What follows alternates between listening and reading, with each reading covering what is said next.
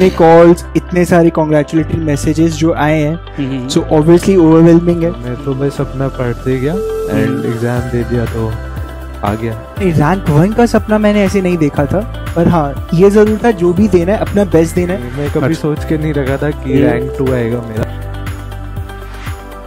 मेरा मानना ये है कि सबसे ज्यादा इम्पोर्टेंट होता है कि आप अपना बेस्ट वर्जन बनो। एक प्रॉपर बैलेंस और एक proper schedule, that is the motto.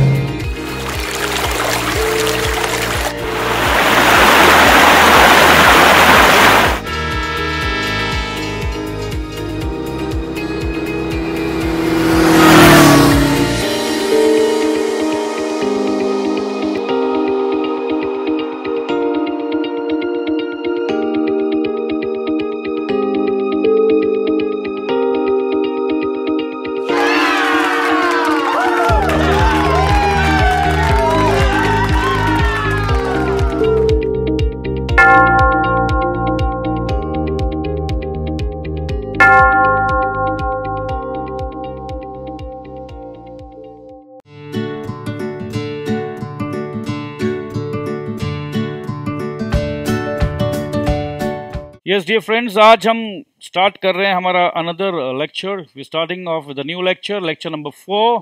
Lecture number 1, 2, 3 is been uploaded in YouTube channel BA classes या बजरंग अग्रवाल CA क्लासेस। हम पढ़ रहे हैं basic concepts of income tax CA intermediate course. Exam जो देंगे मई 2021 या नवंबर 2021, हालांकि हम रिकॉर्ड कर रहे हैं उन बच्चों के लिए जो देंगे नवंबर 2021 में। So for November 21 students this lecture has been recorded and in future we will keep on editing. सो अगर आप बाद में देख रहे हैं तो टेंशन मत लीजिए, आप एडिटेड लेक्चर ही देख रहे हैं। We will keep on continuously updating the ICAI study module. So thank you so much. Now let's begin. Last day हमने किया था एक क्विक रिविजन, अगर देखना हो तो लास्ट डे हमने देख लिया था, ये सब हमने कर लिया था जी। So I need to keep on speaking in English, though my English is not very good, but काम चलाओ अंग्रेज़ी हम बोल सकते हैं। हम अंग्रेज़ के ज़माने के टेलर जेलर कुछ भी नहीं है, but I can speak English. I can speak English because I can speak English. चलिए ठीक है। हाउएवर न्यू सेक्शन 115 BSc, अरे BSCA सो हो जाता है BSCA, बट यहाँ है सिर्फ BSc, ठीक है। So however new section 115 BSc provides an option for concessional slab rates to individual and HUF। ये सब देखो दोस्त, अभी हम सिर्फ और सिर्फ ओवरव्यू ले रहे हैं, helicopter view. We are just taking a helicopter view my friends, okay. So you need not remember anything at all. अभी आपको कुछ याद नहीं करना है, कुछ नोट्स नहीं बनाने हैं, नहीं, because after going through each chapter of the ICAI study module, we will be giving you notes. Yes. those notes would be absolutely reliable for your examination purposes. Okay, right now a helicopter overview so that you get the confidence, you get the knowledge, you get the interlink how things were framed. Okay, so you should have the deep grassroots level of knowledge. आपका roots बहुत strong होना चाहिए, उसके बाद पेड़ कितना भी लंबा हो, रूट्स बहुत स्ट्रांग है, टेंशन लेने का नहीं है. ठीक है, जस्ट मेरे ऊपर भरोसा करिए, डूबने नहीं देंगे और हम तैरेंगे समुद्र में, स्विमिंग पूल पे नहीं. Subject to certain conditions which have been discussed later. देखो लेटर लेटर लेटर हर जगह लेटर आ रहा है because this is the first chapter, basic concepts. They just want to give you a helicopter view. Are you ready guys? Fasten your seat belts now. Tax rates have to be applied on the total income to arrive at the income tax liability. Because I am going through the study module and they repeat and they repeat. The reason why they repeat is क्योंकि एक ही चीज को बार बार पढ़ोगे तो दिमाग में set हो जाएगा मेरे भाई. रटना नहीं पड़ेगा. You need not mug up. So the study module has been designed in a fantastic way. Nothing can beat the study module. Trust me on that. Shortcut के चक्कर में, इस स्टडी मॉड्यूल को और ब्रीफ करने के चक्कर में, विश्वास करो बहुत सारे इंपॉर्टेंट चीज़ कट जाते हैं. ठीक है. फॉर सर्टेन स्पेशल इनकम, अब बात कर रहे हैं सर्टेन स्पेशल इनकम का. Special income, long term capital gains for certain special incomes like long term capital gains. Lottery income, अचानक से आपके पास लॉटरी खुल गई. Specified short term capital gains. Sir specified, क्या स्पेसिफाई किया हुआ है? What are the specified? Okay, we will study them later. Slab rates are not applicable. So if I just ask you कि slab rates are not applicable on certain income, certain special income, so you will say yes sir, some long term capital gains, some specified short term capital gains. So what are those specified? We don't know yet, but now you can keep in your mind कि okay ये जानना है, ये जानकारी चाहिए. ठीक है, so the hunt should be on now. Lottery income, so slab rates are not applicable. These incomes are taxable at special rates of taxation. Special rates, ठीक है, special income, special rates. While slab rates are given in the Annual Finance Act, special rates are contained in the Income Tax Act itself. So slab rates are given in the Annual Finance Act, and the Annual Finance Act, the word annual का मतलब होता है yearly, every year. So everybody, every year we have Annual Finance Act. In the Annual Finance Act, we get the slab rates. तो slab ऊपर और नीचे हो सकता है. आज 2,50,000 का स्लैब है, कल वो 3 लाख भी हो सकता है, 4 लाख भी हो सकता है. So this slab rates every year, Annual Finance Act, fixed by the government. Okay, step number 10, surcharge. Surcharge क्या होता है? Surcharge is an additional tax payable. Additional tax payable. Sir tax तो ले रहे हैं, स्लैब रेट से ले रहे हैं, उसके बाद फिर additional, again additional, more tax. This is the condition, my dear friends. I'm really very sorry to say, but this is how the government is behaving with the citizens of India, and this is very bad. No, sir. Why are you saying the decision of government of India very bad? Okay, भाई, not bad, very good. कहने का मतलब ये है कि tax और tax और tax और टैक्स, तो बर्डन तो सिटीजन्स के ऊपर आ रहा है. अब उनका इंटेंशन क्या है? सरचार्ज मतलब एडिशनल टैक्स ओवर. अब ये वाई सरचार्ज? बिकॉज अब ज़्यादा टैक्स लेने का मन में आया. We need to collect more tax. Government is feeling oh we are not getting enough revenue, so we need more revenue. We need revenue for some special purposes. So let's charge for 1 or 2 years. जब वो deficit पूरा हो जाएगा तो वो हटा देंगे. जैसे समझ लीजिए अभी कोविड आया, कोविड में बहुत नुकसान हुआ. गवर्नमेंट चाहती कि इस नुकसान को थोड़ा सा हम लोग मेकअप करने का चेष्टा करें, तो वो सरचार्ज लगा सकती है. They can ask for surcharge and maybe in 1 or 2 years time they remove it, but again something else will come, then again some surcharge. So generally ये देखा गया है कि जब भी कोई टैक्स लगना स्टार्ट हो जाता है, so गवर्नमेंट को उसका रेवेन्यू का आदत पड़ जाता है, so generally they do not remove it. Surcharge रह जाता है, रीजन बदलते रहते हैं. सो मैं आपको ये प्रैक्टिकल बातें बता रहा हूँ, ठीक है, बुकिश बातें नहीं कर रहा हूँ, प्रैक्टिकल दुनिया की बातें बता रहा हूँ. Surcharge is an additional tax payable over and above the income tax, over and above. So whatever we have studied till now, over and above, extra. So it is levied as a percentage of income tax where total income exceeds rupees 50 lakhs. So ये बहुत clear है. Total income has to exceed rupees 50 lakhs. So basically, यार, you are a rich guy, man. You're making 50 lakh rupees. Come on, man. Come on. अमीर आदमी हो यार, दे दो थोड़ा और. So अमीर आदमी से लिया जा रहा है. Concept clear रखो दोस्त. The rates of surcharge applicable for different slabs of total income are discussed later on in this chapter. So discuss later, again later. कोई बात नहीं. Rebate under section 87A. Rebate. In order to provide tax relief. Rebate में tax relief. अभी surcharge में जो ज़्यादा income कर रहे हैं उनसे और पैसा ले रहे हैं. तो उसी का रिवर्स, जो बहुत कम इनकम कर रहे हैं उनसे पैसा लेना अच्छा नहीं लगता है. तो ऐसे खाने को रोटी नहीं है, आप मेरे से पैसा मांग रहे हो, इसका मतलब ऐसा लग रहा है कि मेरे मुंह से नेवाला निकाल के दे दूं आपको सरकार. तो गवर्नमेंट को वोट चाहिए, और इंडिया में मैक्सिमम वोटर्स भैया they are living below the poverty line. So ध्यान रखिएगा. सो गवर्नमेंट को अपने वोट बैंक को भी खुश रखना पड़ता है. So in order to provide tax relief to the individual taxpayers who are in the 5% tax slab. So who are in the 5% tax slab, my friend? क्या आपको याद है? Those individuals whose total income is more than 2,50,000 but less than 5 lakhs. ठीक है, so they're in the slab rate of 5%. Okay. We're going very slow, but we're going steady. Section 87A provides a rebate from tax payable by the SSE being an individual resident in India. So ये rebate किसे मिल रहा है? Rebate किसे मिल रहा है? Individual resident in India. ध्यान दीजिएगा, ध्यान से देखिए. Individual resident in India, okay, whose total income does not exceed 5 lakhs. The rebate shall be equal to the amount of income tax payable on the total income for any assessment year or an amount of 12,500 whichever is less. ठीक है, आगे जब हम लोग practical questions करेंगे तो ये सब आपके दिमाग में सेट हो जाएगा, टेंशन लेने का नहीं. So need not worry. Next we have health and education cess. We know about surcharge, we already know about rebate. Now there is a new word, cess.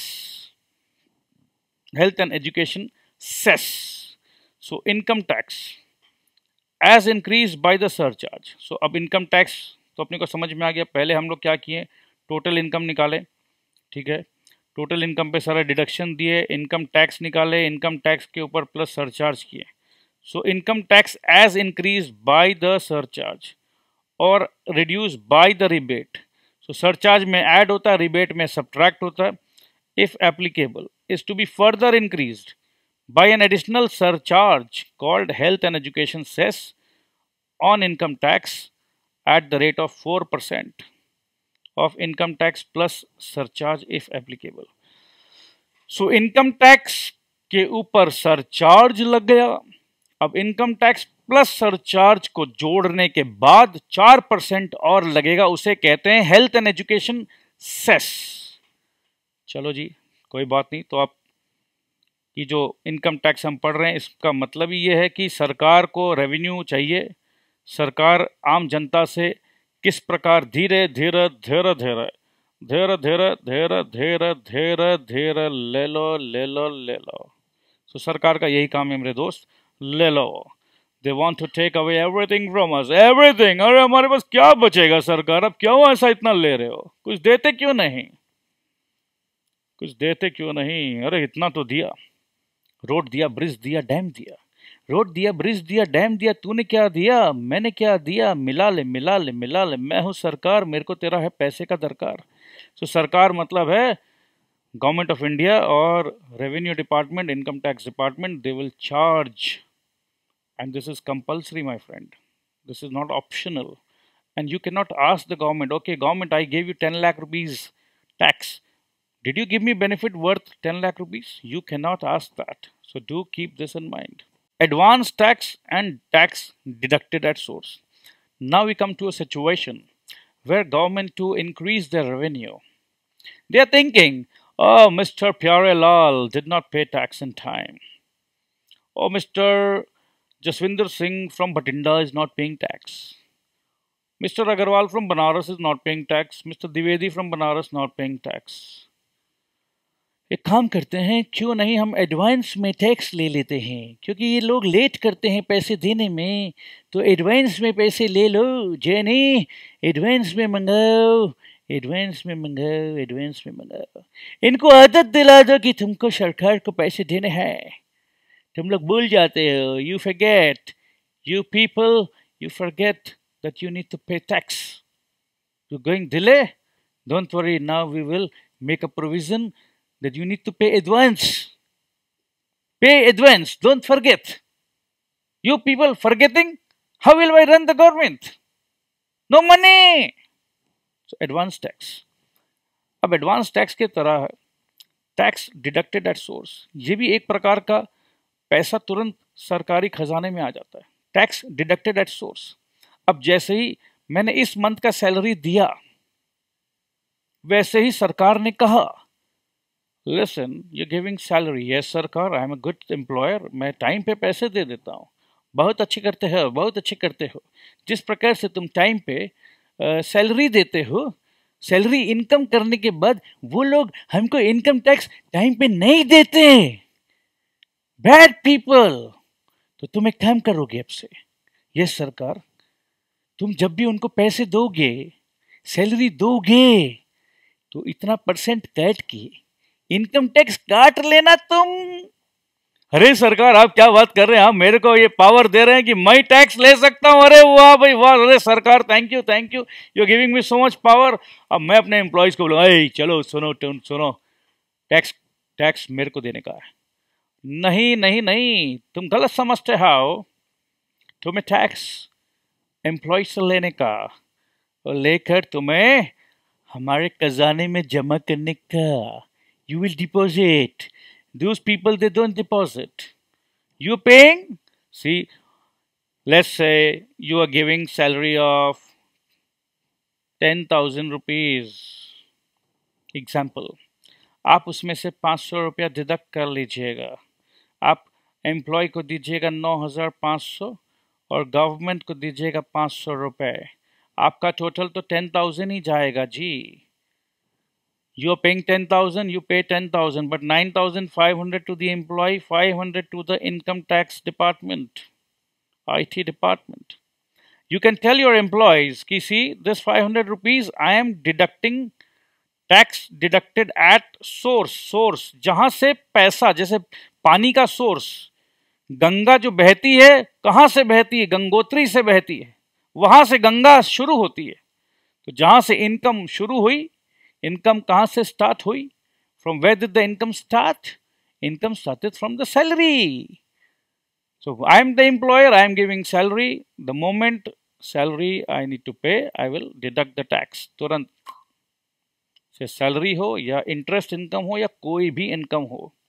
सो ये पूरा लिस्ट आगे मिलेगा अपने को कि कितने कितने कौन कौन से इनकम पे आपको टैक्स डिडक्ट करना है एट सोर्स। नियरली सरकार चाहती है कि जो भी इनकम जहां पर भी हो रहा तुरंत टीडीएस काट लो। टीडीएस बोलते हैं इसे, टीडीएस। हाँ, ऑफ कोर्स इंग्लिश में जो वर्ड है ना टीडीएस, TIDIOUS, मतलब थोड़ा सा बोरिंग हो जाता है। हाँ, एम्प्लॉयर के लिए हो जाता है, उनका एक्स्ट्रा काम बढ़ जाता है। भाई हम अपना बिजनेस करें क्या सरकारी काम करें? अब सरकार अपना काम भी हमसे करा रही है, बिल्कुल सही समझो आप। Although tax liability of an SSC is determined only at the end of the year. अब देखो सोचो, एंड ऑफ द ईयर में पहले टैक्स दिया जाता था, अब ये लोग एडवांस टैक्स और टीडीएस के चक्कर में एवरी मंथ या एवरी क्वार्टर जैसे एम्प्लॉयर पैसा दे रहा है, वो पोर्शन उनके पास चला जा रहा है। सो जैसे हर बिजनेस वाले अपना बिजनेस का तरक्की करते हैं, सो इनकम टैक्स डिपार्टमेंट भी किस प्रकार से वो तरक्की कर ले, किस प्रकार से जल्द उनके पास टैक्स पेयर का पैसा जल्द से जल्द पहुंच जाए, तो वो भी कुछ ना कुछ तरकीबें लगाते जाएंगे। tax is required to be paid in advance in 4 installments on the basis of estimated income. देखो 4 इंस्टॉलमेंट है, ये देख लो 15 जून, 15 सितंबर, 15 दिसंबर या 15 मार्च, ठीक है। ये सब को हम लोग बाकी इसको मैं स्किप कर रहा हूँ, बाद में पढ़ना ही है। एग्जाम्पल 3 देखते हैं। In case of salary income, the obligation of the employer to deduct tax at source arises only at the time of payment of salary to the employees. Only at the time of payment. So payment कर रहे हैं तो deduct करेंगे, ठीक है। However, in respect of other payments like fees for professional services, fee for technical services, interest payable to residents, the person responsible for paying is liable to deduct tax at source. जो पैसा दे रहा वही reduce करेगा. The money payer, the person who's paying the money, he will deduct the tax at the time of credit of such income to the accounts of the payee. At the time, basically it's the same thing written in another language. At the time of credit of such income. Credit of such income मतलब आपके bank में credit हो रहा है ना, such income. Account of the payee मतलब bank account of the payee. Or at the time of payment, whichever is earlier. Credit to the payee मतलब ये बैंक ट्रांजैक्शन हो रहा है। At the time of payment अगर आप cash में भी दे रहे हो या और कोई भी मेथड से दे रहे हो तो उस समय आपको ध्यान रखना है कि you need to pay the amount to the government. Such tax deducted at source has to be remitted to the credit of the central government through any branch of the RBI और SBI. So RBI या SBI और any authorise bank within the statutory due dates. Statutory मतलब एकदम compulsory, ये date के अंदर ही करना होगा। क्यों? Why? See, the taxpayers, they were delaying in payments. That is the reason why we have introduced this TDS system. Now, if you people, you employers, if you also delay, छोड़ूंगा नहीं तो मैं। अब देखो एक बात बताऊं, अब जो एम्प्लॉयर है, बड़े बड़े कॉर्पोरेट्स है, they have lot to lose. They will never take पंगा with the government. So they will make sure that they deposit well within the time. So again, we have a detailed discussion later in chapter 9. So tax payable or tax refundable. See, now let's say an SSE called Amitabh Bachchan. Amitabh Bachchan साहब का already बहुत सारा TDS cut चुका है। जब जब payment हुआ TDS cut गया। At the end of the year, when he is filing his return, let's say his income tax payable is 2 crores and TDS deducted is 4 crores.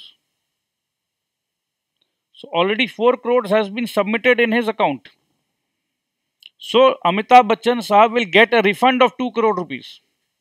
Once he is filing his IT return at the end of the year, already tax deducted at source, deposited in the government is 4 crores. And as per his return, he needs to pay 2 crores. So, ये हो गया tax refundable. और government ये extra पैसे पे interest भी देगी। Government will pay the interest also. So tax payable और tax refundable. A quick reading, very quick reading. This will help you guys. After adjusting the advance tax and the tax deducted at source. So advance tax and tax deducted at source. After adjusting, okay, this we have already paid. The SSE would arrive at the amount of net tax payable or refundable. It is possible you needed to pay 2 crore rupees, already paid 1.8, so you will pay only 20 lakhs of tax. ये बात कर रहा हूँ मैं अमिताभ बच्चन साहब का। Such amount should be rounded off to the nearest multiple of 10 as per section 288B. Rounded off मतलब अगर टैक्स 9 रुपीज़ आ रहा है तो उसको 10 कर देना भाई, 17 आ रहा है तो उसको 20 कर देना। The SSE has to pay an amount of tax payable called self-assessment tax. Now this is very interesting, very good word which you should always remember. Self-assessment tax. Why it is called self-assessment tax? Why? Because the SSE, जिनको tax देना है, the person who is bound to pay tax, liable to pay tax, he himself is assessing, or on his behalf, his friend who is a chartered accountant or a professional capacity, he is assessing the tax payable, and not the government is not coming and assessing. ठीक है, you have made the income, we trust you. Government बोल रहा है SSE को कि हम trust करते हैं भाई, तुम अपना स्टेटमेंट ऑफ अकाउंट्स चेक करो, तुम खुद ही असेस करो और तुम खुद ही पेमेंट करो। वाई? बिकॉज अगर गवर्नमेंट एक एक टैक्स पेयर के पास जाए टैक्स कलेक्ट करने के लिए, तो हो सकता है कि किसी एक इंसान का टैक्स आ रहा है 500 रुपया, बट वो जो एम्प्लॉय है, गवर्नमेंट एम्प्लॉय है, उसका खर्चा होगा शायद 5,000 रुपया। सो एक एक इंसान के पास अगर गवर्नमेंट भेजे लोगों को, तो overall cost of tax collection would be higher than the tax collection itself. हर चीज के पीछे लॉजिक है दोस्त, रटने का कुछ भी नहीं है। मैं आपको कुछ भी रटने दूंगा ही नहीं। मैं कोशिश करूंगा कि आपको एक एक पॉइंट समझाऊं। अगर आप कॉन्सेप्ट को समझ जाओगे तो रटने का कहीं नहीं है, दिमाग में रहेगा, ज़्यादा देर तक रहेगा। और मेरे ख्याल से अगर सही तरीके से सुनोगे तो लाइफ लॉन्ग रहेगा, कोई निकाल नहीं सकता। सो सेल्फ असेसमेंट टैक्स, मेरे ख्याल से now it is clear. On or before the due date of filing the return. Similarly, if any refund is due, assessee will get the same after filing the income tax return. You need to file the income tax return. If you do not file the income tax return, my dear friend, you might not get the refund which you were supposed to get. So, you need to file the income tax return. अब हम आ गए हैं return of income. Return of income पढ़ के तो ऐसा लग रहा है जैसे द मम्मी रिटर्न्स, एक फिल्म है ना, द मम्मी रिटर्न्स। तो ऐसा कुछ नहीं है, रिटर्न ऑफ इनकम है। इनकम टैक्स रिटर्न फाइलिंग करिए, ठीक है। रिटर्न मतलब क्या, मम्मी रिटर्न्स का बात नहीं हो रहा है, ठीक है। रिटर्न्स एक तरीका का एक प्रोसेस है कि आप अपना सेल्फ असेसमेंट डिक्लेरेशन फाइल कर रहे हो, उसको कहते हैं इनकम टैक्स रिटर्न। अब रिटर्न का लगता है ना कि रिटर्न मतलब वापस आ गया, लौट कर आ गया, ऐसा कुछ नहीं है, ठीक है। लौट कर कहीं नहीं आया भाई।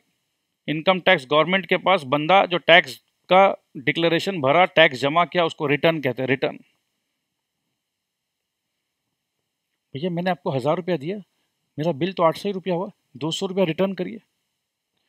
वो रिटर्न किया ना आपको, 200 रुपया दिया। तो सरकार की तरफ से सोचो, सरकार के पॉइंट ऑफ व्यू से सोचो, अरे बहुत कमा लिया, बहुत कमा लिया, चलो पैसा दो, रिटर्न करो। मतलब एक तरीका से ऐसा है कि भाई आप जो पैसा कमा रहे हो वो सरकार की बदौलत ही कमा रहे हो। चलो बहुत कमाया, चलो अब मेरे को मेरा हिस्सा रिटर्न करो। सरकार कहती है मेरे को मेरा हिस्सा, चलो बहुत कमाए, रिटर्न करो। तो जो आप देते हो सरकार का हिस्सा, तो आप सरकार का हिस्सा रिटर्न फाइल करके देते हो। Income tax act 1961 contains provisions for filing of income tax return of income. Return of income is a format. क्या है ये? एक तरह का फॉर्मेट है in which assessee furnishes information as to his total income and tax payable. So total income का जब हम बात करते हैं तो there are different heads, you need to compute in different heads. The format of filing of returns by different assessees is notified by the CBDT. Different assessee का जो अलग अलग फॉर्मेट है ये मैं आपको बाद में दिखाऊंगा। आप बकायदा फॉर्मेट देखोगे तो आपको और अच्छा लगेगा। The particulars of income earned under different heads, gross total income, deductions from gross total income, जितना मैं पढ़ चुका हूँ, जितना मैं पढ़ा चुका हूँ, उसी का रिवीजन हो रहा है। So this is revision, don't take anything in head, आराम से। Total income and tax payable by the assessee are required to be furnished in the return of income. In short, a return of income is the declaration of income by the assessee in the prescribed format. The act has prescribed due dates for filing of return of income in the case of different assessees. Different assessees, individual का date and time return file करेगा, अलग है। Corporates का अलग है। Companies and firms have to mandatory file their return of income before the due date. Companies and firms को mandatory file करना पड़ेगा। क्यों? कंपनीज के ऊपर इतना दबाव क्यों, इतना प्रेशर क्यों? Because companies are the entities which is making huge money. एक इंडिविजुअल जो हमारा बच्चा है, बच्चा यादव, अब बच्चा यादव साल में 400 रुपया टैक्स देता नहीं है, उसके पीछे पड़ के क्या होगा यार? कंपनी के पीछे पड़ो, 4 लाख, 40 लाख, 50 लाख, करोड़ों रुपया टैक्स कंपनी देती है। तो कंपनी को पकड़ो, क्योंकि कंपनी से ही 80% ऑफ द टैक्स आने वाला है। इंडिविजुअल्स तो ऐसे ही हैं, एम ही है, एम ही। Other assessees are required to file return of income subject to fulfilling of certain conditions. So dear friends, now we need to see the important definitions. Now definitions जो है ये तो इंस्टीट्यूट के मॉड्यूल में जो लिखा हुआ है, this cannot be converted into own words. Definition का मतलब ही है कि how it is defined in the act, ठीक है। So important definitions terms defined in the act. There are few terms which are defined in the act. For example, this word perquisite. Perquisite is defined in the act. In the act means in the Income Tax Act 1961. So you need not follow a dictionary meaning of perquisite because they have mentioned in the act. इसका meaning जो है perquisite का मतलब क्या है वो Income Tax Act 1961 ने समझा दिया है आपको. तो आपको डिक्शनरी मीनिंग में नहीं जाना है. बट कुछ कुछ टर्म्स ऐसे हैं not defined under the act. Not defined लिख दिया. अब आप सोच रहे हो हाय राम इसका क्या मीनिंग है, what does it mean, what does it mean. So अगर नहीं दिया हुआ है, एक्ट में नहीं दिया हुआ है, so reference can be made to the general clause act और डिक्शनरीज. सो जनरल क्लॉज पे देख लो, ठीक है. Like students can note that the certain terms like dividend, transfer, etc. have been given a wider meaning in the Income Tax Act 1961. So dividend का wider meaning है, transfer का wider meaning है और detailed meaning है. Why sir? Dividend का मतलब है कहीं ना कहीं से कुछ पैसों का लेन देन हो रहा है दोस्त, ठीक है. Transfer, these are relating to revenue. And income tax act का मतलब क्या है कि जहां रेवेन्यू जनरेशन हुआ, जहां किसी का भी इनकम हुआ, wherever somebody has made certain income, hey you made some income, come on, give me the tax. So dividend, transfer, they have explained so that there is no confusion. Somebody wants to say, oh I am not liable to pay tax, because he or she wants to take benefit of certain definition which is not clear. So they have made the definition wider. और clarity भैया ले लो और अच्छे से समझ लो. Dividend का मतलब ये है तुम भी आओगे, तुम भी आओगे, तुम भी आओगे. So many people will fall under the category of earning dividend. Oh, according to the definition, I think now this will be classified as earning dividend, and then hence I have to pay the tax. Wider definition. Then they are commonly understood. Some of the important terms, let's go through some of the important terms now. SSC.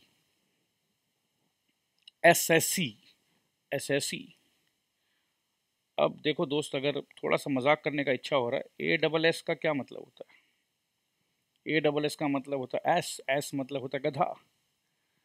दुख का बात है but मैं बोलूँगा, अगर हमारे income को कोई भी सरकार सही तरीक़ा से यूज़ नहीं कर रही है, करप्शन है देश में, तो टैक्स देने वाले लोग SSC नहीं, एस है, बेवकूफ़ है, गधे हैं. सो देश में सिस्टम ऐसा होना चाहिए, इस प्रकार का ट्रांसपेरेंसी होना चाहिए कि हम सबको मिलकर जब टैक्स देते हैं तो what are we doing?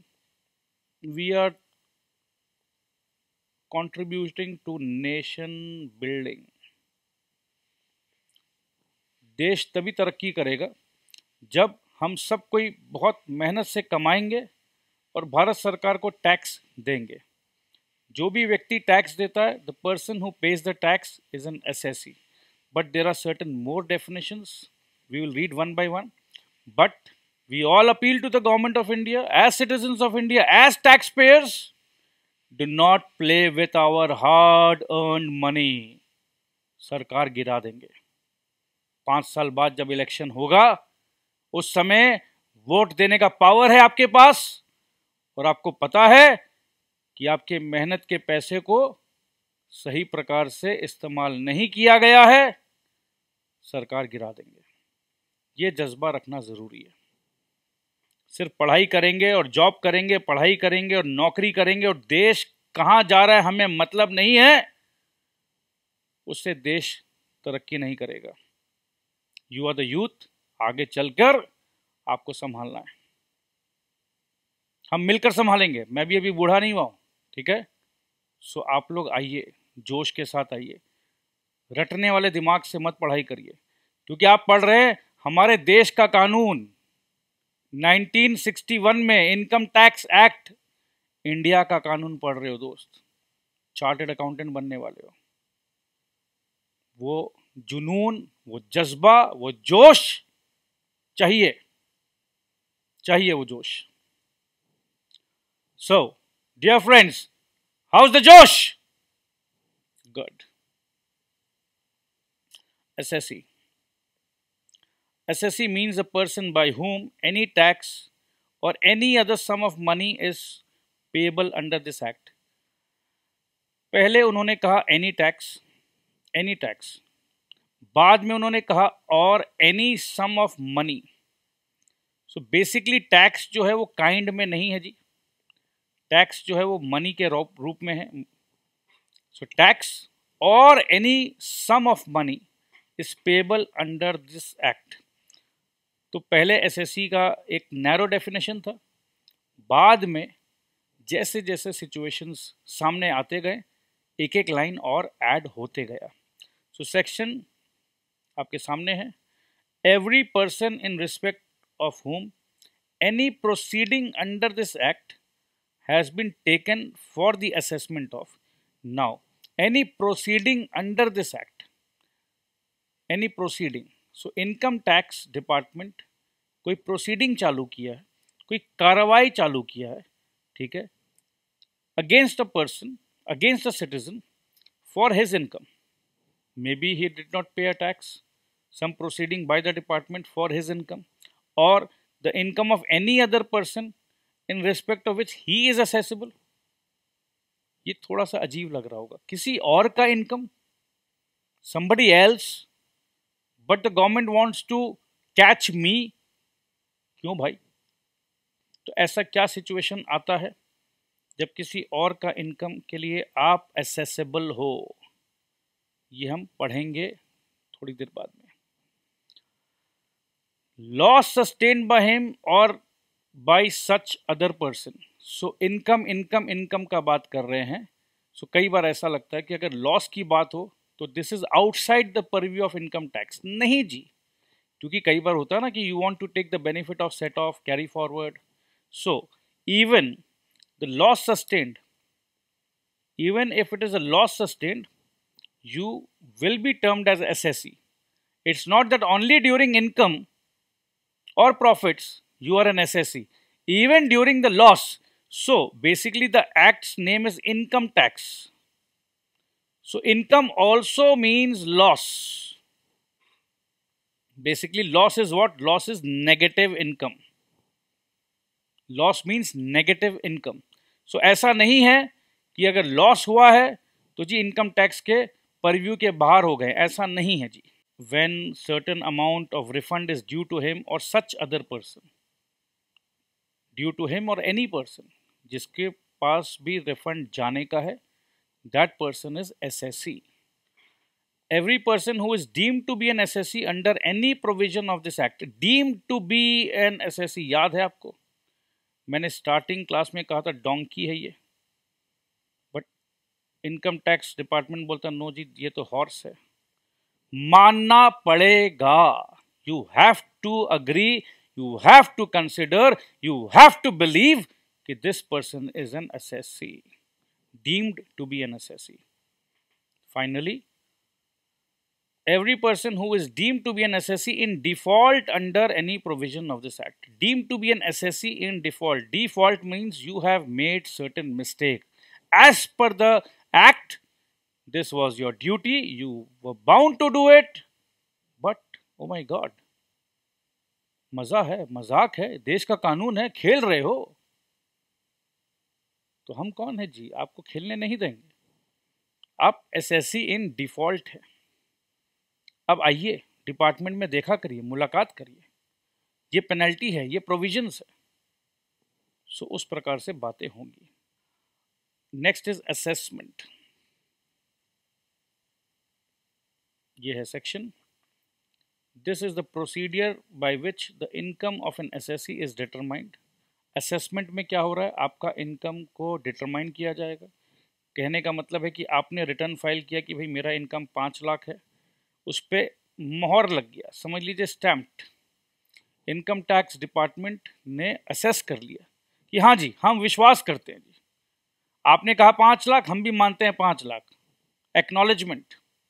Processing हो गया जी, आपका इनकम टैक्स का जो रिटर्न था प्रोसेस हो गया जी।